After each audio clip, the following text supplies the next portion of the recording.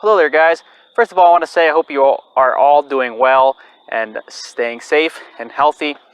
It's a beautiful spring day here in northern Minnesota, and what I got in front of me is a whole assortment of charred material that I want to test out and see which ones I like for my flint and steel fire kit. So starting on the left, I have charred punkwood, which is basically just this dried rotten wood, and that is charred like char cloth. You have to use it dry. This is an old birch, I think. Second, here I have a little bit of charred fireweed. If you don't know what fireweed is, it kind of grows, it's a flower actually. It gets these little purple flower heads on them, and in the fall they turn and they get these little seed pods that open up and there's fluff in them. So I collected a bunch of this and I charred it inside my tin. Second, I have dried swamp grass, which is behind me. A lot of it's reed canary. So I have that charred. Then I have some charred cattail fluff. Just on top of the cattails, you know, they get the little brown hot dog looking things. I took all the fluff out of that and I charred that. So I have that, and then also I have some charred linen scraps. So to make all of these, I use this little tin here. I have a hole in the center, and I put each of these inside the tin, and I put them inside a fire for 10 minutes. They all got charred for 10 minutes exactly. To get the cattail fluff to hold together, I stuffed it in the tin as tight as I could, so I could barely get the lid on. And then after 10 minutes, it actually held together in this little like biscuit looking thing. The reed canary grass is trying to hold together. It's not doing very well. The fireweed held together fairly well. And punkwood doesn't really matter. I just dropped a couple pieces in there and charred it. Same with the linen. I just stuffed a bunch of scrap pieces of leftover from my waistcoat in there. So that's what I'm going to be testing today. And I hope we find something interesting. I hope you guys enjoy it. Okay guys, to make this test fair, I have a bunch of dried reed canary, and I'm going to use that for all the different types of charred material that I have, so that they all get a fair chance and the same tinder bundle. I didn't take much time to prepare these. I'm just going to kind of throw them all together and see what happens with all of these. So let's get started. Alright guys, so first up is the charred punkwood. And for these, I'm going to keep them down inside this little container here. And I'm going to take my flint and my steel striker. And I'm going to hold the striker and strike down with the flint so the sparks fall down onto the punkwood.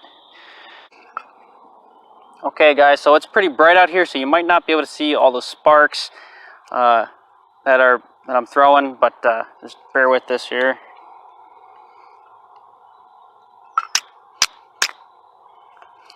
Well, it didn't take long for one piece to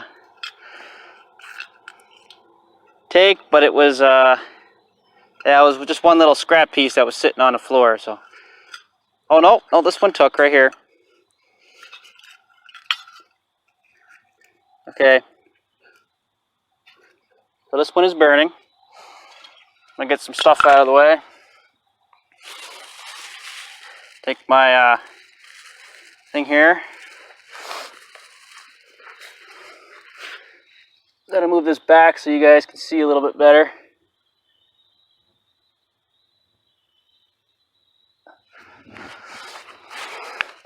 Okay, so I got that placed inside this tinder bundle. You can see it's smoking already.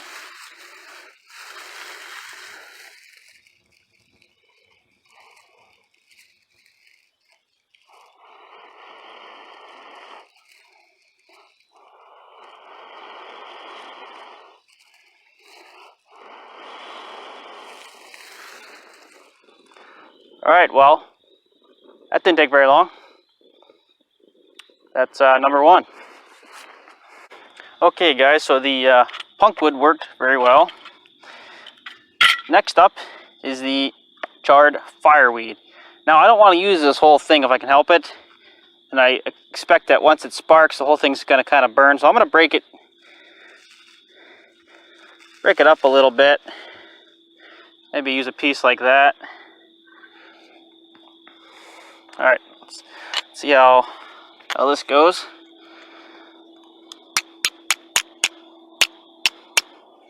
Okay, well that's going already too. I'll move the camera back so you can see it better.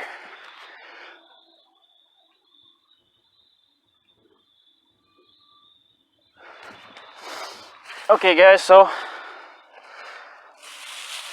sometimes you actually want these things to sit and smolder a little bit. Got my bird's nest here. Place that down. Ouch! Well, it's hot.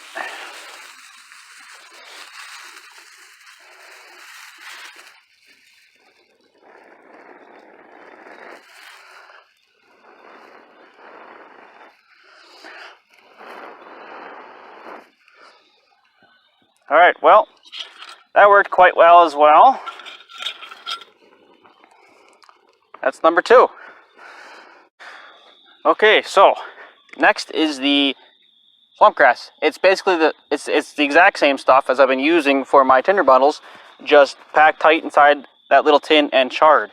Now this is not holding together as well as the fireweed was, so probably not the most practical, but I thought we'd give it a try. Just try something out. So let's see how this goes.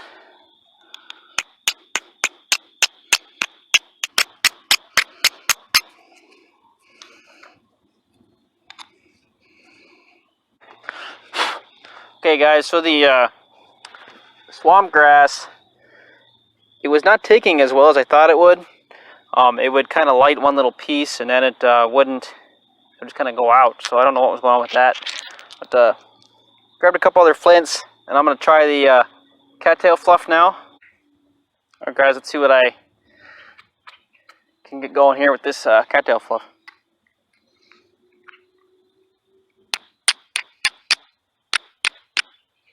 Alright, here we go.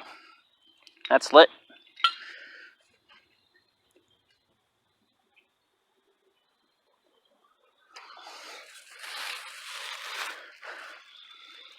I know you can't see that, but it's turning orange in there.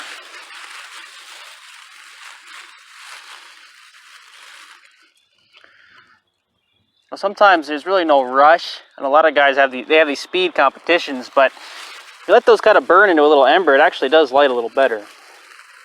But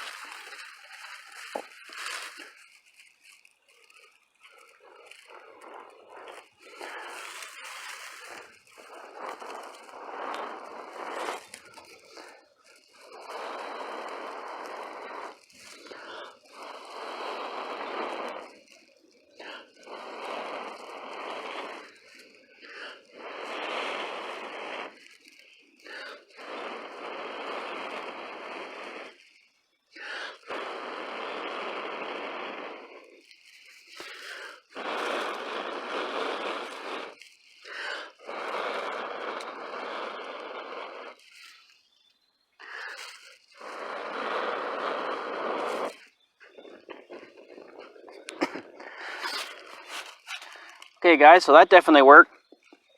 I actually tried a cattail fluff earlier, but I didn't put it in a tinder bundle. I just wanted to see how it would catch a spark. And that time it caught within basically the first strike. I don't remember if it was first or second little strike, but it caught right away. So that definitely can catch pretty fast. So yeah, okay, well that worked. And we'll move on to the char cloth now, linen.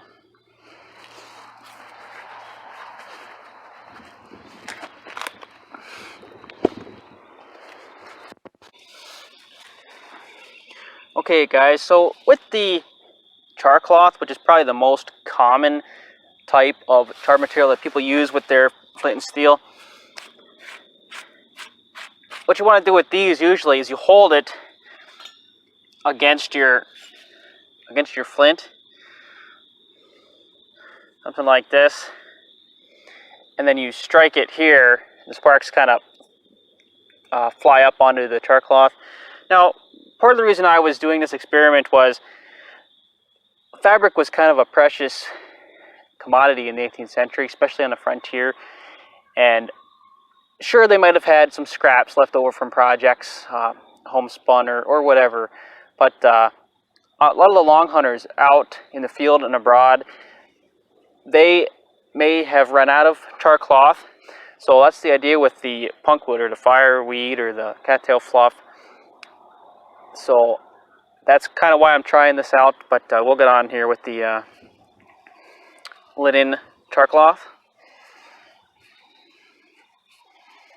I apologize for the wind. I'm hoping that I'm blocking it a little bit with my body from my mic here.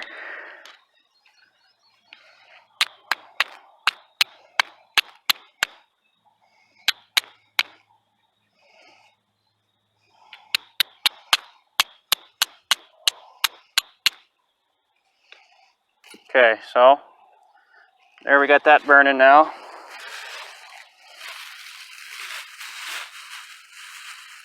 Put that down inside our little bird's nest.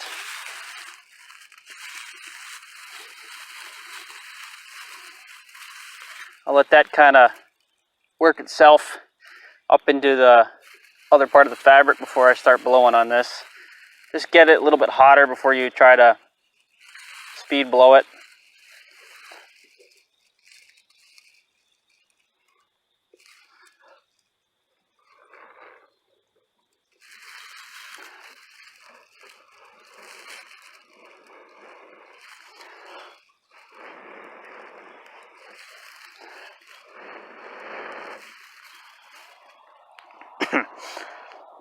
Okay, so here we have our last experimental charred material.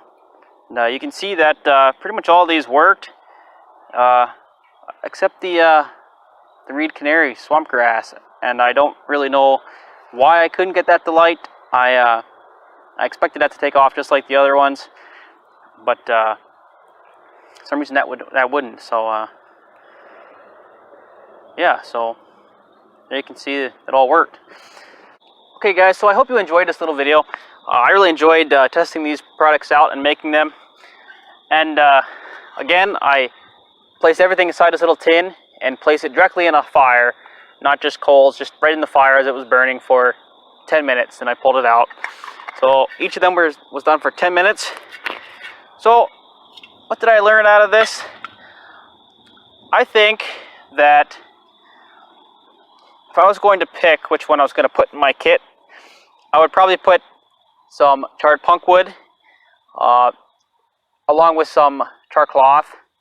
It's nice to be able to hold the char cloth against your flint as you're striking it, but the charred punkwood has a little bit of substance to it, so it holds its own weight a little bit better than some of these other things.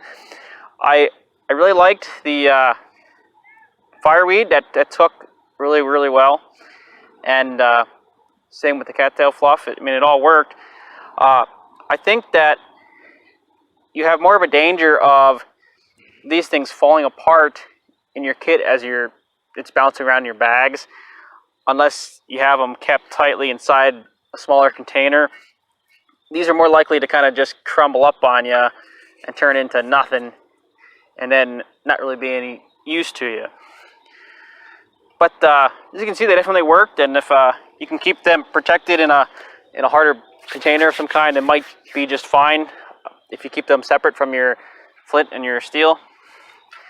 Now, I understand that you might not have this dry reed canary grass, especially in the summer, but I wanted to use something that would have equal dryness to make this fair, and I also wanted to have something that would have enough of to do all of these at one time.